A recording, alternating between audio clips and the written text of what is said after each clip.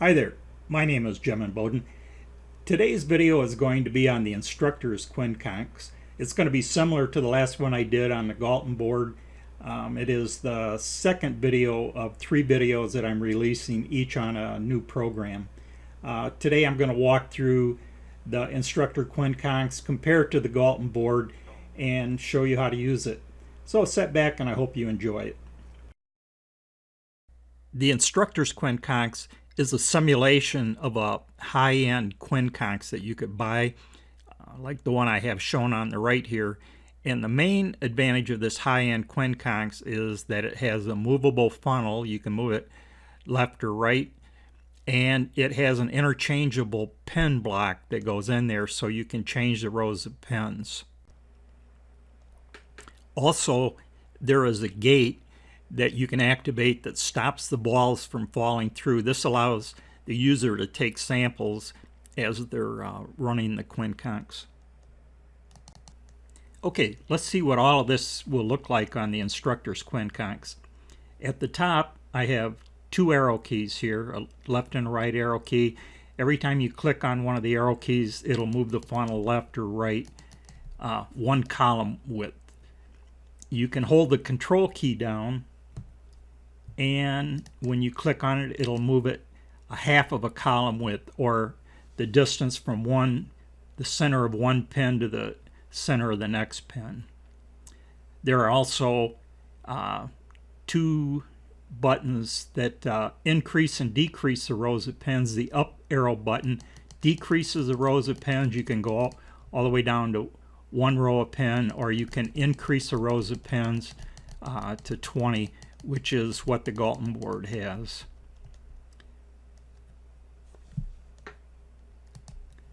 Also, I should say you can do this while it's running too. You can move the funnel, decrease or increase the rows of pins while it's running. Let's make it simple. Also, if you press on the C key on the keyboard, it will center the funnel back to the center position. Okay.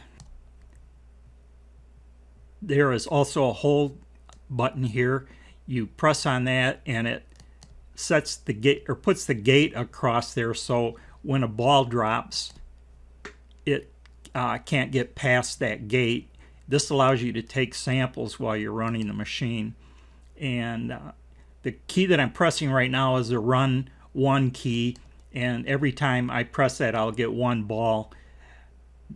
The instructor Quincunx, you can also set it up to take a certain sample size. Let me drop the balls out of here and then put it back in the hold position.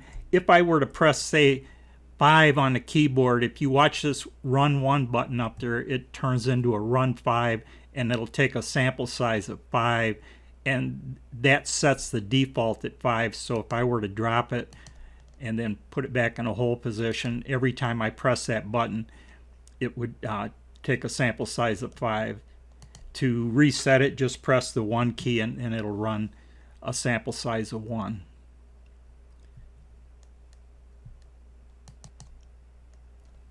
When you're doing a class using a Quincunx and you're using the gate or the hold bar here, you'll run a sample. I'll just take a sample of 3 here, and suppose that based on that sample I want to make an adjustment. So you make your adjustment, and inevitably a student in the class will say, well, I would never do that. That adjustment doesn't make sense at all. And what you have to remind them is that in the real world, you can't see all of this stuff that's going on up here. I mean, this is supposed to simulate the real world. It's a model of a real world. So what's added in here, if you click on the Quincunx emblem here at the top, it'll lower a curtain, and it allows you only to see the sample, and when you drop the sample, it hides the whole thing. So now when you run it, they can't really see what's going on, and the only time that they would be able to see is when you take a sample by pressing the hold button, and then they would be able to get their sample. And like here, we haven't moved the funnel or anything, but it looks like you would want to make an adjustment.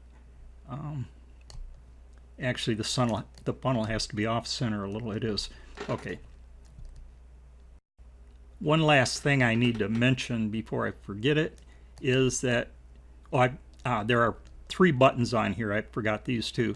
You can change the speed that it runs. You can run in a fast mode, normal mode, or you can slow it way down, almost to a crawl there. But the thing that I wanted to mention here is that the hold button, that puts a gate across there, when the balls get up close to that hold bar, it will disable the hold bar, so you can't have balls piled up in the area of the hold bar. And I'll show you what happens. Like right now, the hold button, I can turn it on and off.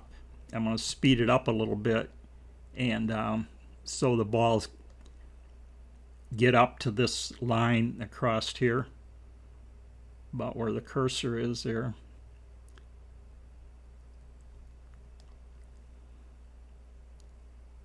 And yeah, I think right there would probably shut it off.